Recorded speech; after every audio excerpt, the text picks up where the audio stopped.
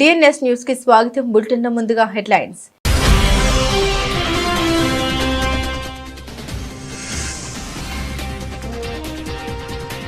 Trump శాంతి ప్రణాళికకు Putin green signal, Ukraine కు హెచ్చరిక.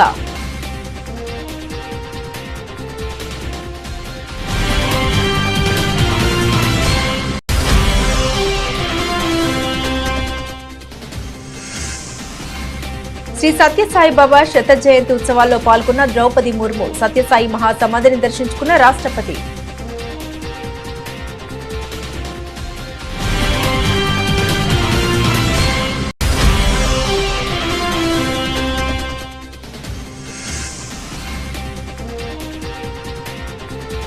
హిందువులు లేకుంటే ప్రపంచమే ఉండదు, మోహన్ భాగవత్ సంచలన వ్యాఖ్యలు.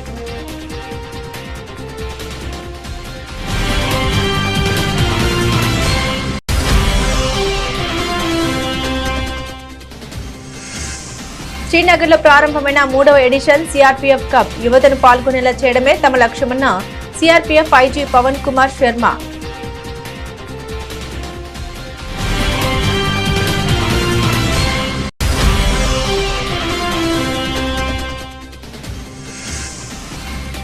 నేషనల్ స్పోర్ట్స్ మీట్ 2025లో ఓవరాల్ ఛాంపియన్షిప్ ను సాధించిన తెలంగాణ విద్యార్థులు అభినందించిన ముఖ్యమంత్రి రేవంత్ రెడ్డి.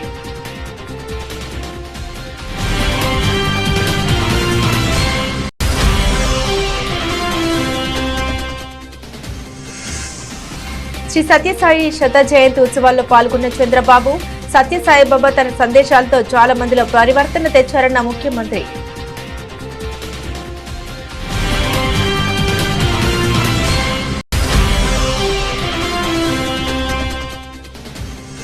హెచ్ఏఎల్టీపీ పాలసీని రాష్ట్ర ప్రభుత్వం తక్షణమే ఉపసంహరించుకోవాలి, లేకపోతే ప్రజల పక్షాన బీఆర్ఎస్ న్యాయ పోరాటం చేస్తుంది. కేటీఆర్ తీవ్ర హెచ్చరిక.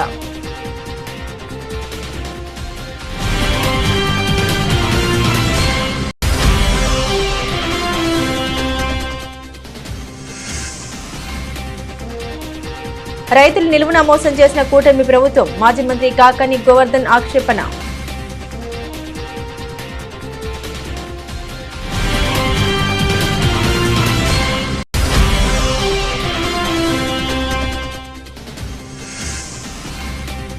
రాష్ట్ర అభివృద్ధిలో కార్పొరేట్ కంపెనీల ప్రతినిధులు భాగస్వాములు కావాలి, పిలుపునిచ్చిన deputy CM Mallu Bhatti Vikramarka.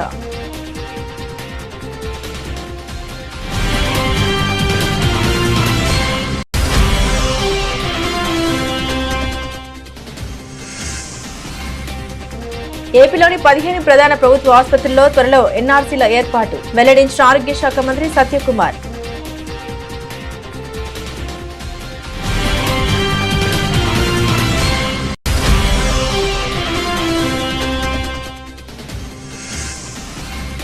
Australian open ఫైనల్లోకి లక్ష్య సేన్, చైనీస్ తైపీ ప్లేయర్పై సెమీస్లో విజయం.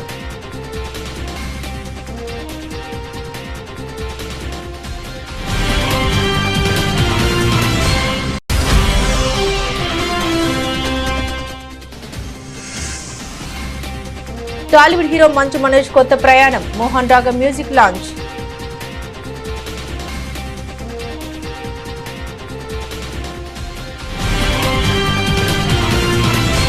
రష్యా ఉక్రెయిన్ యుద్ధం ముగింపు దిశగా కీలక పరిణామం చోటు చేసుకుంది. అమెరికా అధ్యక్షుడు డొనాల్డ్ ట్రంప్ ప్రతిపాదించిన 28 అంశాల శాంతి ప్రణాళికకు రష్యా అధ్యక్షుడు వ్లాదిమిర్ పుతిన్ సూత్రప్రాయంగా అంగీకారం తెలిపారు.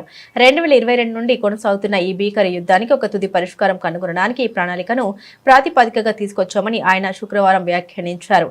టెలివిజన్లో చేసిన ప్రసంగంలో పుతిన్ ఈ విషయం వెల్లడించారు.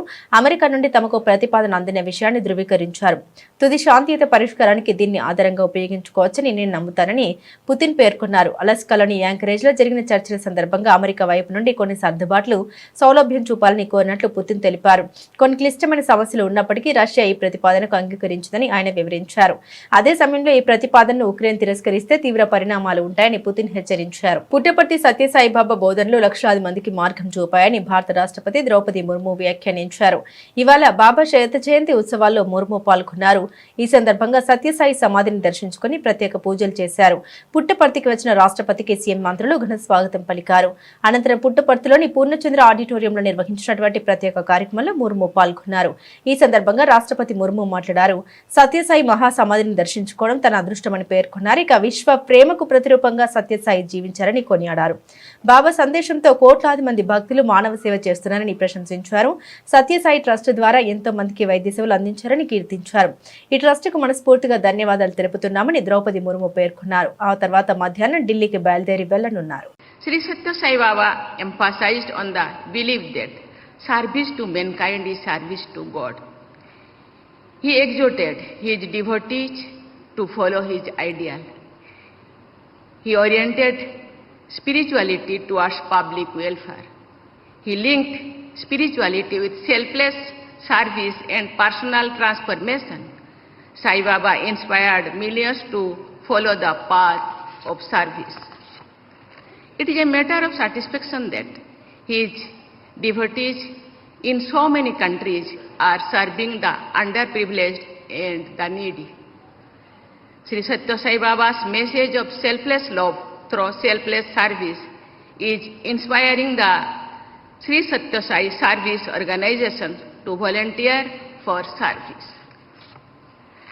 Satya Sai Baba's message of love all, serve all, and help ever, heart never, are eternal and universal. Satya Sai Baba believed that the world is our school and the 5 human values, truth, good conduct, peace, love and non-violence are our curriculum.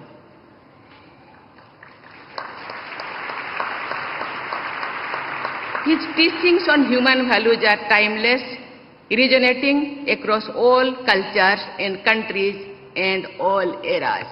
Rashtriya స్వయం Sevak Sangh chief Mohan Bhagwat Hindu సమాజంపై కీలక వ్యాఖ్యలు చేశారు.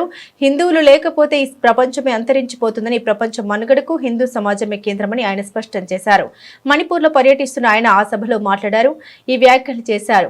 Grace, యునాన్, Egypt, మిస్ర్, Rome వంటి గొప్ప నాగరికతలు కాలగర్భంలో కలిసిపోయాయని, కానీ భారత నాగరికత మాత్రం ఇప్పటికీ నిలిచి ఉందని మోహన్ భాగవత్ గుర్తు చేశారు. ప్రపంచంలోని ప్రతి దేశం ఎన్నో రకాల పరిస్థితులను చూసింది, కానీ మన నాగరికతలో ఏదో ప్రత్యేకత ఉంది. అందుకే మనం ఇంకా ఇక్కడే ఉన్నాం. హిందూ సమాజం అమరమైనదని ఆయన వివరించారు. భారత్ అనేది ఒక అమర నాగరికతకు పేరు అని పేర్కొన్న భాగవత్ ప్రపంచ ధర్మాన్ని కాపాడే సంరక్షకులుగా హిందూ సమాజాన్ని అభివర్ణించారు. परिस्थिति का विचार तो सबको करना पड़ता है, लेकिन आप देखो परिस्थिति आती है और जाती है. देखो दुनिया में सब देशों पर तरह तरह की परिस्थिति आई गई, कुछ देश उसमें समाप्त हो गए. यूनान, मिस्र, रोमा सब मिट गए जहां से. कुछ बात है कि हस्ती मिटती नहीं हमारी. तो भारत ये एक अमर समाज, अमर सिविलाइजेशन का नाम है. बाकी सब आए, चमके, चले गए, लेकिन इन सब के उदय और अस्त हम नहीं देखे और हम अभी भी है और रहेंगे, क्योंकि एक बेसिक नेटवर्क ऐसा हमने बनाया है अपने समाज का. उसके चलते हिंदू समाज रहेगा. हिंदू नहीं रहेगा तो दुनिया नहीं रहेगी, क्योंकि ये जो धर्म नाम की चीज है जिसका मैंने उल्लेख किया, समय समय पर उसको जीकर दुनिया को देना ये हिंदू समाज ही करेगा. उसका ये ईश्वर प्रदत्त कर्तव्य है. జమ్మూ అండ్ కాశ్మీర్లోని శ్రీనగర్లో 3వ ఎడిషన్ సిఆర్పీఎఫ్ కప్ ప్రారంభమైంది. లోయ అంతటా ఉన్న యువ క్రికెటర్లను ఒక చోట చేర్చింది. ఈ టోర్నమెంట్ను సీనియర్ సిఆర్పీఎఫ్ అధికారుల సమక్షంలో CRPF Srinagar sector IG Pawan Kumar Sharma ప్రారంభించారు. ఈ సందర్భంగా ఆయన మాట్లాడారు. తాము 2023 నుండి నవంబర్ మరియు డిసెంబర్లో ఈ క్రికెట్ టోర్నమెంట్ క్రమం తప్పకుండా నిర్వహిస్తున్నామని వెల్లడించారు. తమ అధికార పరిధిలోని 3 జిల్లాలు శ్రీనగర్, బుడ్గాం మరియు గండర్బాల్ నుండి యువతను పాల్గొనేలా చేయడమే తమ లక్ష్యమని స్పష్టం చేశారు. గత 3 సంవత్సరాలుగా భాగస్వామ్యం గణనీయంగా పెరిగిందని పవన్ కుమార్ శర్మ పేర్కొన్నారు. सीआरपीएफ का थर्ड क्रिकेट जो क्लब क्रिकेट हम जो टूर्नामेंट कराते हैं 2023 से जो है हम लगातार ये टूर्नामेंट नवंबर और दिसंबर महीने में कराते हैं. इसमें हमारा मकसद ये रहता है कि 3 जो डिस्ट्रिक्ट है हमारे जो ऑफ ज्यूरिसडिक्शन में है, जिसमें श्रीनगर है, बडगाम है और गंदरबल है, इनकी टीमों को हम जो है पार्टिसिपेट करते हैं। पिछले 3 सालों में काफ़ी यहाँ इसमें उत्साह लोगों का बढ़ा है इस क्रिकेट टूर्नामेंट में। इस बार भी हमारे पास में करीब 123 टीमों के नॉमिनेशन आए थे, लेकिन सबको हमारे को अकोमोडेट करना पिछले नियमित टाइम में उसमें पॉसिबल नहीं था। तो इस वजह से हमने इनका सबका ड्रॉ निकाल के और 16 टीमें हमने सेलेक्ट की है और वो 16 टीमों का टूर्नामेंट आज 22 तारीख से शुरू होकर और 28 तारीख तक चलेगा। इसमें हम लोगों के साथ में एसोसिएशन जो रहा है Jammu and Kashmir cricket association का, उसमें हमें जितने भी ग्राउंड्स जो उन्होंने हमें मुहैया करवाए हैं कश्मीर यूनिवर्सिटी की तरफ से मुहैया करवाया गया है। मकसद हम लोगों का इस टूर्नामेंट के पीछे यही है कि हम मैक्सिमम यहाँ का जो यूथ है उसके साथ जुड़ें। इसी वजह से हमने कुछ एम्बार्गो भी लगाए हैं। इस बार हम लोगों ने इसमें जो बिलो 19 के हैं उसमें प्लेयर्स के इतने बिलो 19 के भी होने चाहिए और बिलो 23 के भी होने चाहिए। तो इस हिसाब से ये टीमें की गई है। कश्मीर में बहुत अच्छा क्रिकेट का रुझान है, लोग बाग बहुत उत्साह के साथ इसे गेम को खेलते हैं और बहुत उत्साह और उनके साथ रहता है। तो इस वजह से हम लोगों का ये प्रयास है कि सब लोगों के साथ में हम जुड़ें और क्रिकेट के बहाने सब लोगों का एक अमन और शांति बराबर यहाँ बने रहे। यही हम लोगों का प्रयास है। Thank you. 4వ EMRS నేషనల్ స్పోర్ట్స్ మీట్ 2025లో ఓవరాల్ ఛాంపియన్షిప్ ను సాధించిన తెలంగాణ విద్యార్థుల్ని ముఖ్యమంత్రి రేవంత్ రెడ్డి అభినందించారు। 4వ EMRS నేషనల్ స్పోర్ట్స్ మీట్ 2025లో రికార్డ్ బ్రేకింగ్ మెడల్స్ తెలంగాణ విద్యార్థులు సాధించారు। Athletics, archery, swimming, gymnastics, boxing, judo, wrestling, weightlifting, taekwondo, yoga, shooting, chess ఇతర ఈవెంట్లలో అన్ని రాష్ట్రాల కంటే అత్యధికంగా 230 పతకాలు సాధించారు। నవంబర్ 15, 2025న ఒడిశా జరిగిన 4వ EMRS నేషనల్ స్పోర్ట్స్ మీట్ 2025 జరిగింది। ఈ పోటీల్లో తెలంగాణలోని 23 EMRS సంస్థలకు చెందిన విద్యార్థులు పాల్గొన్నారు। దేశవ్యాప్తంగా ఈ జాతీయ క్రీడా పోటీల్లో 22 రాష్ట్రాల్లోని 499 EMRS సంస్థలకు చెందిన 5500 మంది విద్యార్థులు పాల్గొన్నారు। మొత్తం 22 ఈవెంట్లలో పోటీలు నిర్వహించగా ఇందులో వ్యక్తిగత ఈవెంట్లు 15, జట్టు ఈవెంట్లు 7 జరిగాయి। తెలంగాణ తరపున ఈ జాతీయ ఈవెంట్లో 23 పాఠశాలకు చెందిన 580 మంది విద్యార్థులు పాల్గొన్నారు। వ్యక్తిగత, జట్టు ఈవెంట్లలో తెలంగాణ విద్యార్థులు అత్యుత్తమ ప్రదర్శించారు। మొత్తం 714 పాయింట్లతో అద్భుతమైన ఛాంపియన్షిప్ ను కైవసం చేసుకున్నారు। ఈ కార్యక్రమంలో పాల్గొన్న మంత్రి అడ్లూరి లక్ష్మణ్, ఉన్నతాధికారులు తదితరులు పాల్గొన్నారు। శ్రీ సత్యసాయి శత జయంతి ఉత్సవాల్లో సీఎం చంద్రబాబు పాల్గొన్నారు। ఈ సందర్భంగా ఆయన మాట్లాడారు। సత్యసాయి బాబా తన సందేశాలతో చాలా మందిలో పరివర్తన తెచ్చారని అన్నారు। నీటి సమస్య లేకుండా అనేక ప్రాజెక్టులు నెలకొల్పారని, ఒక మంచి పని చేస్తున్నామంటే చాలా మంది ముందుకొచ్చి సహాయం చేస్తారన్నారు। విరాళాల రూపంలో వచ్చిన నిధుల్ని ప్రాజెక్టుల నిర్మాణానికి వినియోగించారని, అనేక గ్రామాల్లో లక్షలాది మందికి తాగునీరు అందించిన సత్యసాయి బాబా ఎన్నో వైద్యాలయాలు స్థాపించారని గుర్తు చేశారు। సత్యసాయి ట్రస్టుకు లక్షల మంది వాలంటీర్లు ఉన్నారని, భగవాన్ సాయి సిద్ధాంతం ప్రపంచమంతా వ్యాపించింది। సత్యసాయి ప్రేమ సిద్ధాంతాన్ని మనమంతా అర్థం చేసుకోవాలని సీఎం చంద్రబాబు పేర్కొన్నారు। Honourable president of India Shrimati Droupadi Murmu garu, honourable Ratnakar garu, Sathya Sai Seva trust managing trustee, Shri Lokesh garu, minister for IT and Human Resource Development, All India President Satyasai Seva Organization Nimish Pandey garu, respected sisters, brothers and devotees from India and across the world. It is a matter of deep joy and blessing to stand in the Punya Bhumi of Bhagavan Sri Satya Sai Baba.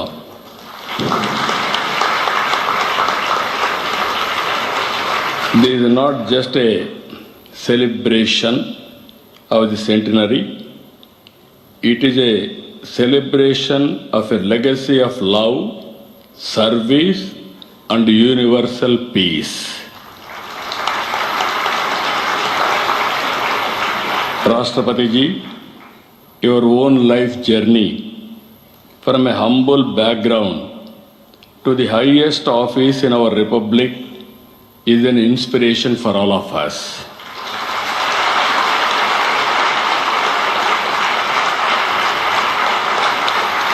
Your presence today greatly honors every devotee gathered here and across the world, here physically, virtually across the world. That is the greatest contribution from your side for global peace.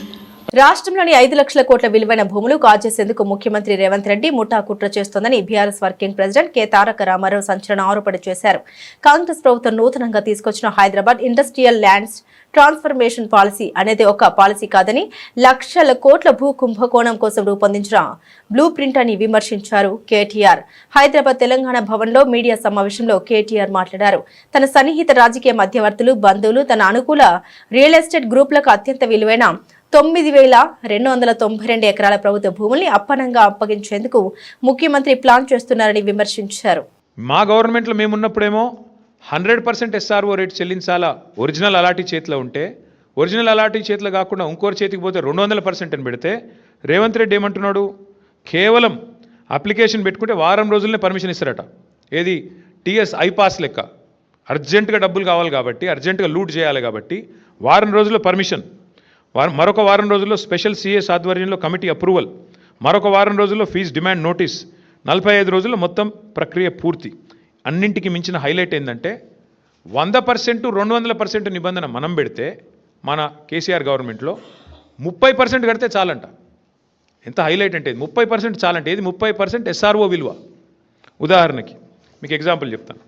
అజామాబాద్లో ప్రస్తుతం SRO విలువ, SRO valuation 32,000 రూపాయలు ఉంది. కానీ అక్కడ మార్కెట్లో 150,000 ఉంటుంది. As it is 5 రెట్ల తేడా ఉంటుంది. బాలానగర్లో 45,000 ఉంది, కానీ బయట మార్కెట్లో 2 లక్షలు ఉంటుంది. జీడిమెట్లలో 32,000, 12,000 నుంచి 32,000 ఉంది. మార్కెట్ వాల్యూ దగ్గర దగ్గర 1,00,000 ఉంది. నాచారంలో 2,300 రూపాయల నుంచి 37,000 దాకా ఉంది.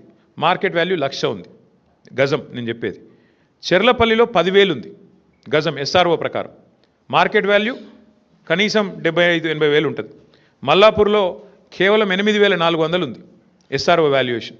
మార్కెట్ వాల్యూ కనీసం 70,000-75,000 ఉంటుంది. ఇప్పుడు వాళ్ళు చెప్పే, రేవంత్ రెడ్డి చెప్పే లెక్క ఏంటంటే, చెర్లపల్లిలో నీకు ఇండస్ట్రీ ఉందనుకో, మార్కెట్ వాల్యూ అక్కడ 1,00,000 ఉన్నప్పటికీ SRO వాల్యూ 10,000 ఉంటే రేవంత్ రెడ్డి గారు ఏమంటున్నారు, మీరు అందులో 3,000 కడితే చాలంట, మీకు ఇచ్చేస్తాం 45 రోజుల్లో. ఇంకా హైలైట్ చెప్తాను మీకు. ఉదాహరణకి అంటే కేసీఆర్ ప్రభుత్వంలో అజామాబాద్లో మీకు ఈ ల్యాండ్ మీకు ఉంటే, మీరు దాన్ని రెగ్యులరైజ్ చేసుకోవాలంటే మీరు 32,000 అక్కడ మార్కెట్ SRO వాల్యూ ఉంటే, మీరు చేతులు కింద మారింటే 64,000 కట్టాలని మనం పెట్టినాం. ఇప్పుడు రేవంత్ రెడ్డి గారు ఏమంటున్నారు తెలుసా, 32,000 వాల్యూ ఉంటే SROది కేవలం 10-11,000 కడితే చాలు, మీకు ఇచ్చేస్తాం, మీరు తీసేసుకోండి. అంటే దీని వెనక ఉన్న కుంభకోణంలో ఇక్కడ మెయిన్ పాయింట్ ఏంటంటే, ఇవాళ ఒక ముఠా తిరుగుతుంది హైదరాబాద్లో. ఆ ముఠా సభ్యులు ఎవరెవరే అంటే ఏవి రెడ్డి, కొండల్ రెడ్డి, తిరుపతి రెడ్డి, కృష్ణారెడ్డి, వీళ్ళెవరో కాదు, అంతా ముఖ్యమంత్రి గారి బిజినెస్ పార్ట్నర్లు, ఆయన కుటుంబ సభ్యులు. మొత్తం అగ్రిమెంట్లు చేసి పెట్టుకున్నారు. ఇవన్నీ మొత్తం ఈ భూములన్నిటికీ అగ్రిమెంట్లు, వెనకాల MOUలు, ఒప్పందాలు అన్నీ కుదుర్చుకున్న తర్వాతనే మళ్ళీ దీని మీద RR ట్యాక్స్ ఉంటుంది. ప్రతి దగ్గర ప్రభుత్వానికి వచ్చేది 30%, మళ్ళీ తర్వాత 60%, 70% రేవంత్ రెడ్డి గారికి, కాంగ్రెస్కు ట్యాక్స్ కట్టాలి, కప్పం కట్టవలసిందే.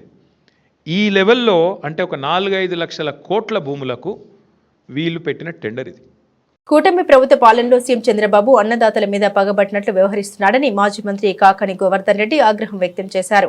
ఎన్నికల ముందు అనేక హామీలిచ్చి తీరా అధికారంలోకి వచ్చిన తర్వాత అన్ని వర్గాలతో పాటు రైతులను కూడా చంద్రబాబు మోసం చేశారని ఆక్షేపించారు. నెల్లూరు వైఎస్ఆర్సీపీ కార్యాలయంలో మీడియాతో మాట్లాడారు. రాష్ట్రంలో రైతుల పరిస్థితి అత్యంత దయనీయంగా తయారైందని, పత్తి, వేరుశనగ, మొక్కజొన్న ఏ పంటకు లేని మద్దతు ధర లేక అన్నదాతలు ఆత్మహత్యకు పాల్పడే దుస్థితి దాపురించిందని మండిపడ్డారు.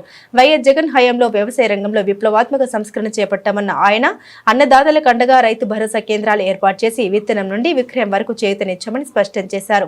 ఇప్పటికైనా చంద్రబాబు రైతులకు ఎగ్గొట్టిన పెట్టుబడి సహాయాన్ని అందించడంతో పాటుగా ఈ క్రాప్ ఉచిత పంటల బీమా, ధరల స్థిరీకరణ నిధిని పునరుద్ధరించాలని డిమాండ్ చేశారు.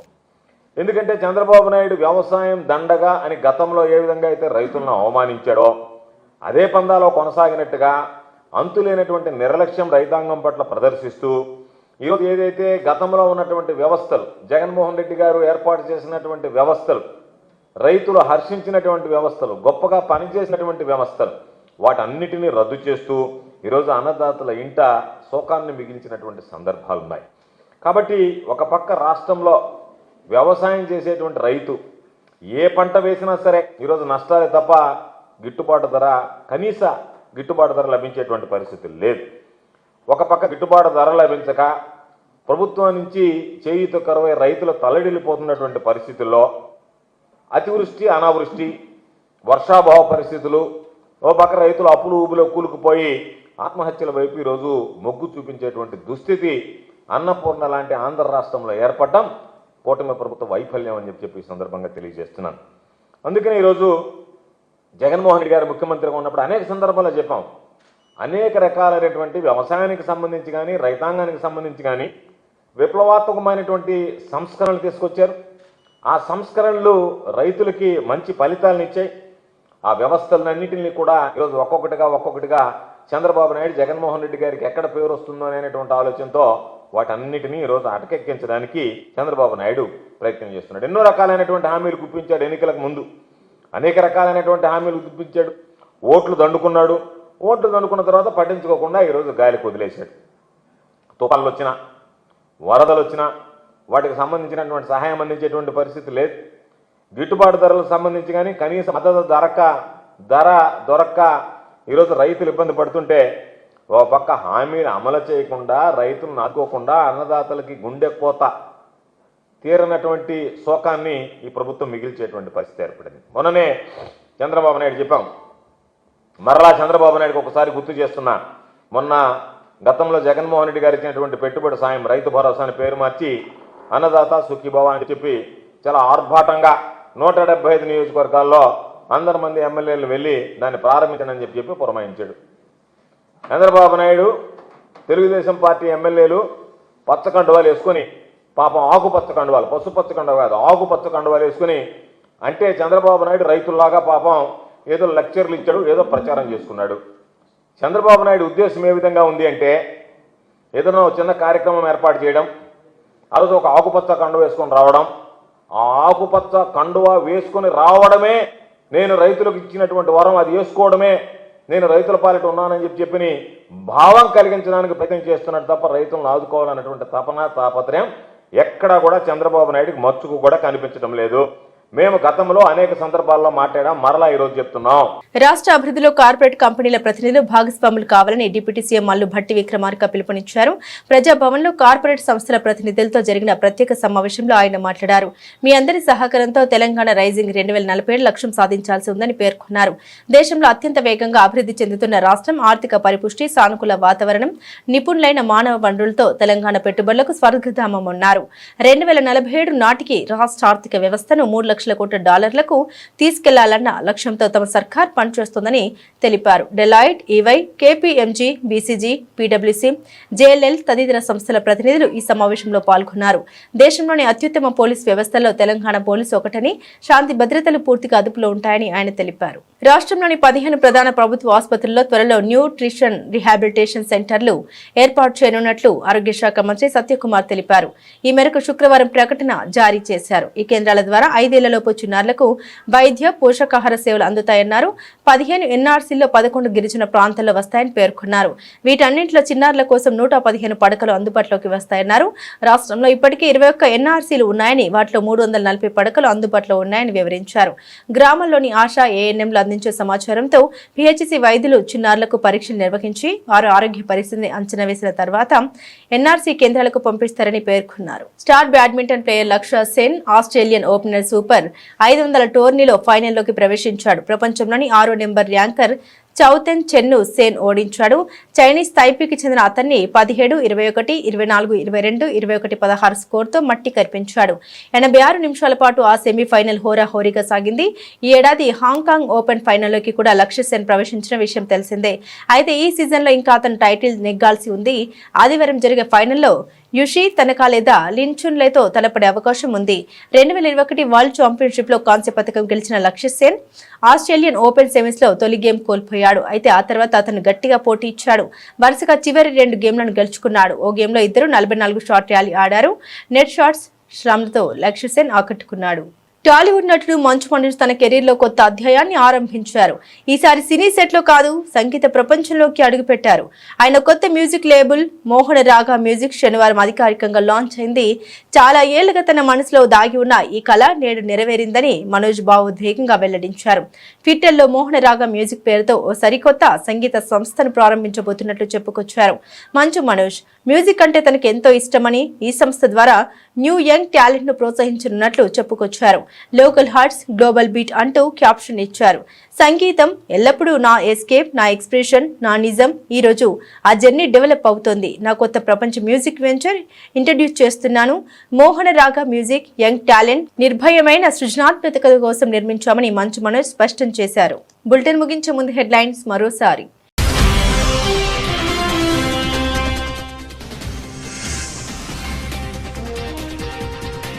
ట్రంప్ శాంతి ప్రణాళికకు పుతిన్ గ్రీన్ సిగ్నల్, ఉక్రెయిన్కు హెచ్చరిక.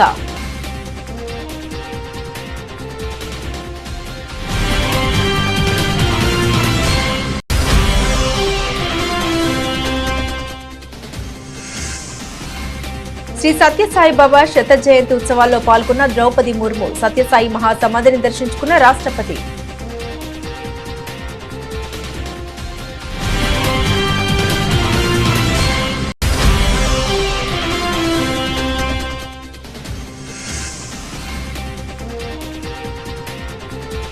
హిందువులు లేకుంటే ప్రపంచమే ఉండదు, మోహన్ భాగవత్ సంచలన వ్యాఖ్యలు.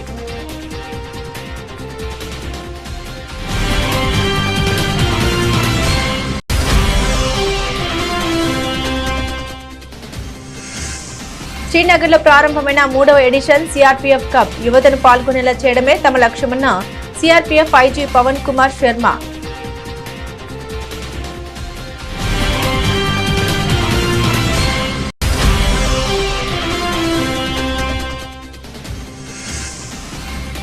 నేషనల్ స్పోర్ట్స్ మీట్ 2025లో ఓవరాల్ ఛాంపియన్షిప్ ను సాధించిన తెలంగాణ విద్యార్థులు అభినందించిన ముఖ్యమంత్రి రేవంత్ రెడ్డి.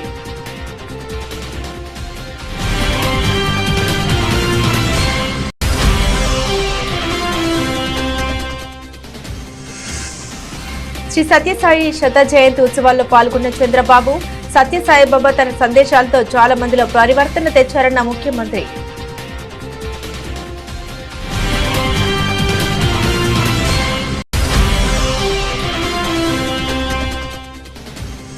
హెచ్ఏఎల్-టీపీ పాలసీని రాష్ట్ర ప్రభుత్వం తక్షణమే ఉపసంహరించుకోవాలి, లేకపోతే ప్రజల పక్షాన బీఆర్ఎస్ న్యాయ పోరాటం చేస్తుంది. కేటీఆర్ తీవ్ర హెచ్చరిక.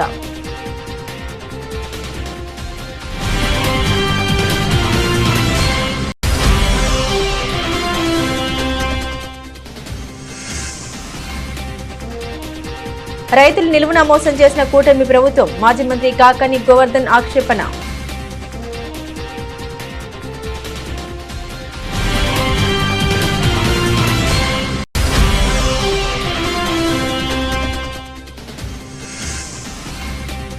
రాష్ట్ర అభివృద్ధిలో కార్పొరేట్ కంపెనీల ప్రతినిధులు భాగస్వాములు కావాలి, పిలుపునిచ్చిన deputy CM Mallu Bhatti Vikramarka.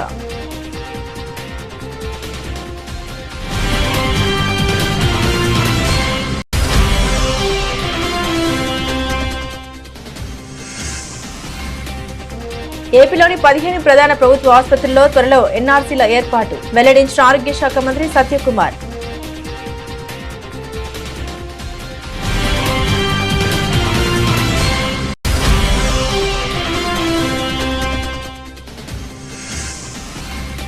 Australian open ఫైనల్లోకి లక్ష్య సేన్, చైనీస్ తైపీ ప్లేయర్పై సెమీస్లో విజయం.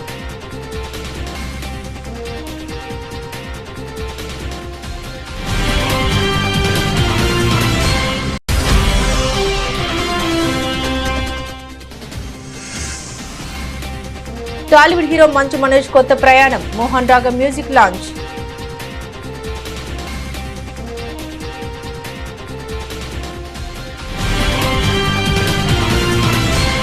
ఇవి బులెటిన్లోని విశేషాలు. తిరిగి మరో బులెటిన్తో మళ్ళీ కలుద్దాం. అంతవరకు సెలవు, నమస్కారం.